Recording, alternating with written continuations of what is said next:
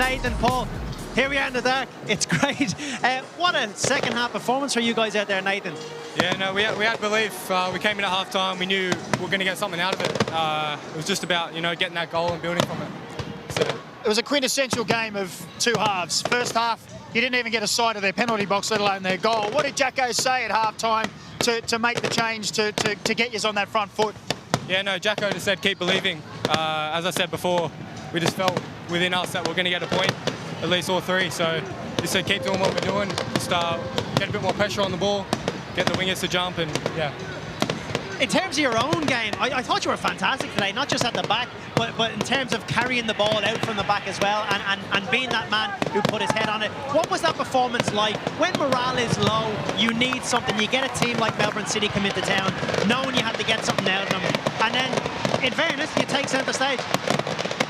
I don't know if you heard that. That's Nathan saying that. Let's go again. Well, just when you have a team like Melbourne City coming into town and morale is probably low with what's happened in the last couple of weeks, and we're looking for these people to stand out.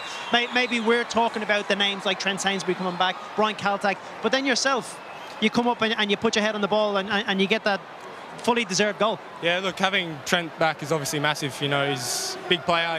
We're learning a lot from him. So, no, it's good. But it's about young players stepping up as well when, time's needed. And I feel like, I've done that tonight. So that's good. Nathan, do you take a little bit of your game when you look at, you started to get a break in the team, then you had to take a step back, and you look at players like Dan Hall, who did very similar. He stepped in and we thought, here we go, he's going to get a run, and then boom, he got put in the back seat for a little while when Nectar came in. Do you take a little bit of inspiration from Dan Hall, or is it completely different for you? Or do you look at him and go, I'm going to do you've got to take these setbacks and make the most of them and learn from them? Yeah, look, I learned a lot from last year. I got to play here and there, travel through Asia.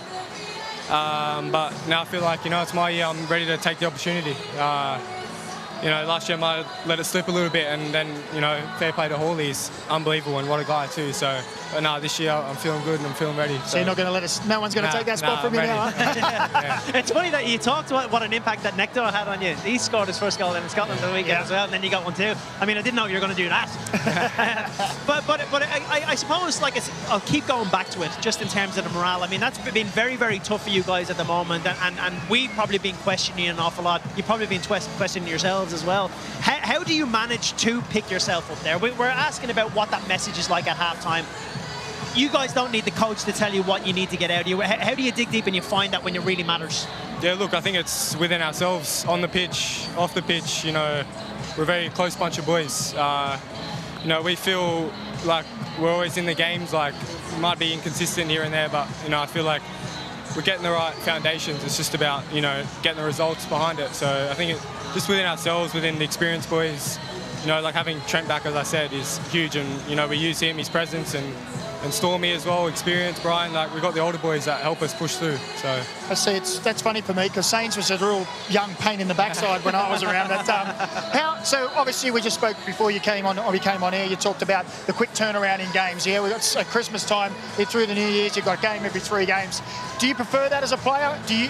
A young guy coming through, is it better just to get out there and play another game and just tick over and keep going and build momentum that way, or is it a little bit more difficult? For example, when things don't go right, how do you quickly turn that around? What's the best way for you? Yeah, look, I think it's the best part of why we play the game. Games every 3 days at the moment we're playing. So, and if we have a bad result or whatever, we just quickly learn from it, move on. We had Auckland and we pretty much we just moved straight on, and we had to focus on this game. So I think that's what it is. We just focus straight on the next game. Right. Well, you're getting more questions and matches, so we'll leave you to it.